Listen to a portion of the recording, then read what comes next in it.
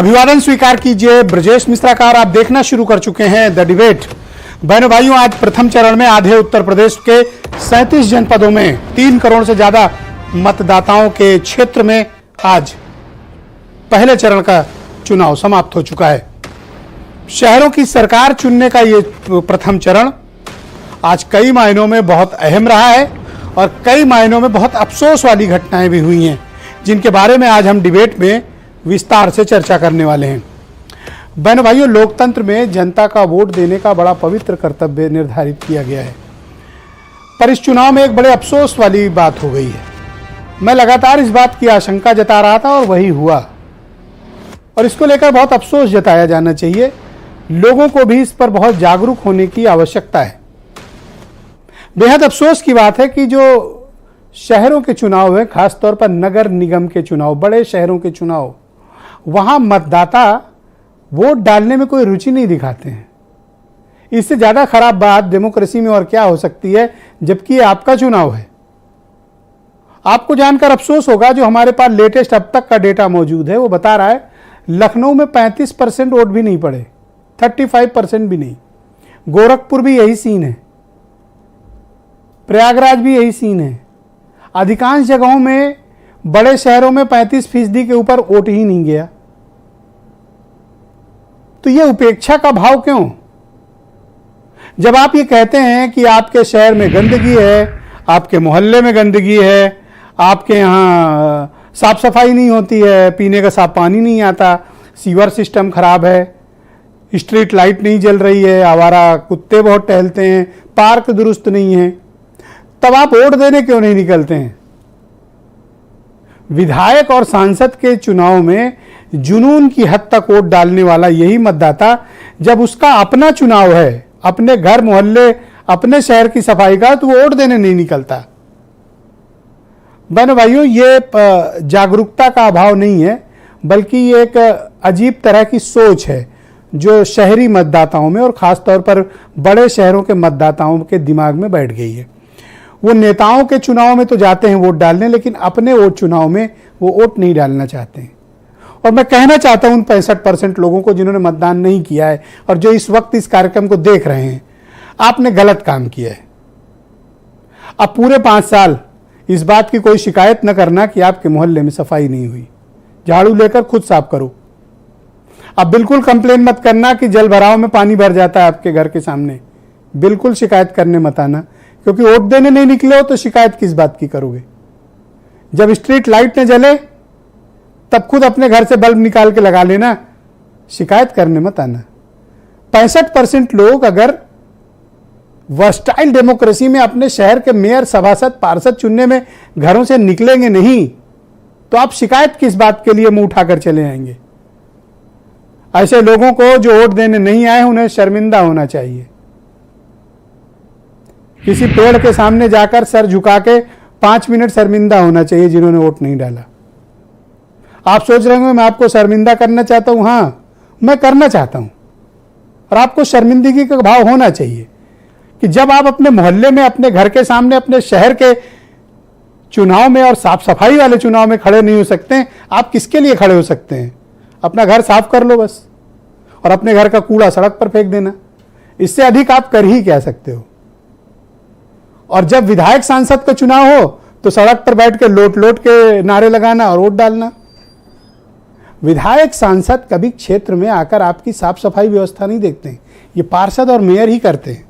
और विशेष तौर पर पार्षद लोग, सभासद, हर मोहल्ले के हर आदमी की पहुंच इन तक होती है। पर अफसोस की बात यह है कि आप वोट डालने नहीं आते। कुछ सीखिए छोटे शहरों से और कुछ सीखिए टाउन एरिया वालों से।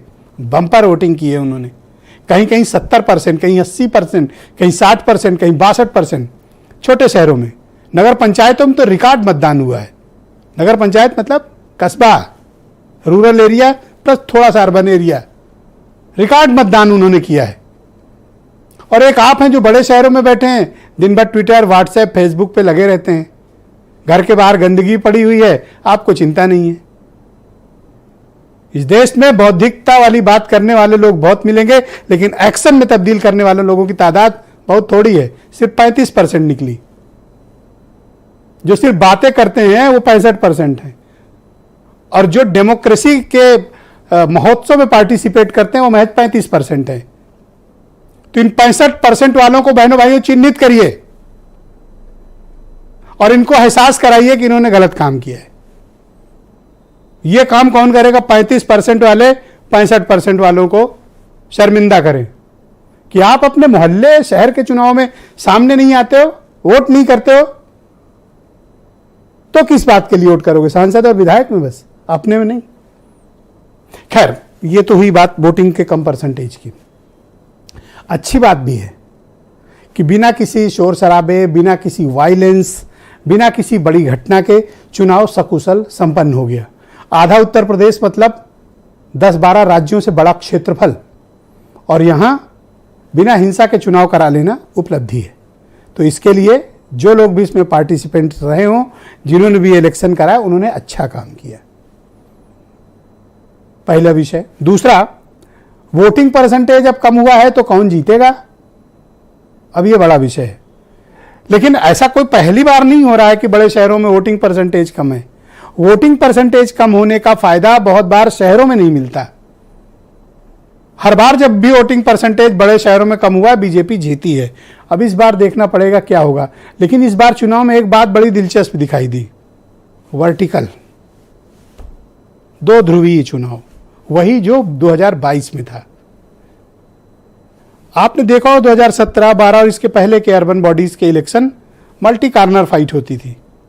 बीएसपी भी है, कांग्रेस भी है, निर्दलीय भी है, अन्य लोग भी हैं।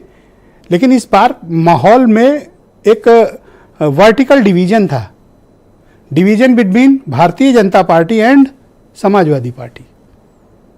अब देखना होगा कि समाजवादी पार्टी क्या कर पाती है। हालांकि पिछली बार नगर निगम में उनके पास कुछ नहीं था खोने के लिए, कुछ था ही नहीं। अब इस बार देखना होगा कि उन्हें पालिका, नगर निगम, पंचायत में क्या मिलता है। और सबसे ज्यादा स्टेक अगर किसी पार्टी की लगी है इस चुनाव में, तो वो है भारतीय जनता पार्टी, जिसके पास पाने के लिए भी बहुत कुछ है और खोने के लिए बहुत ढेर सारी सीटें। कुछ बयान सुन लें आप, फिर मैं आज की परिचर्चा को आगे बढ़ाऊंगा।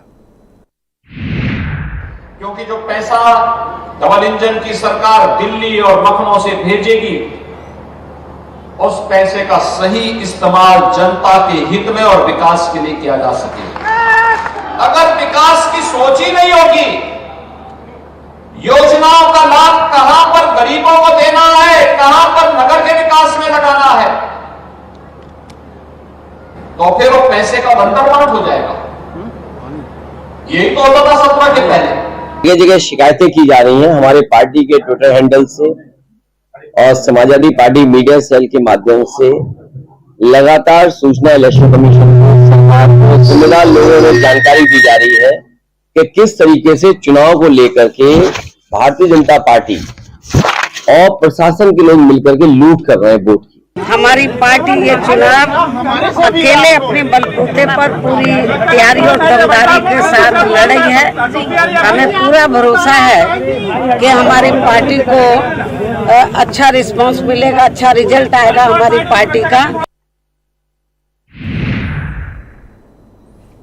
बहनों भाइयों, आज की परिचर्चा को आगे बढ़ाते हैं।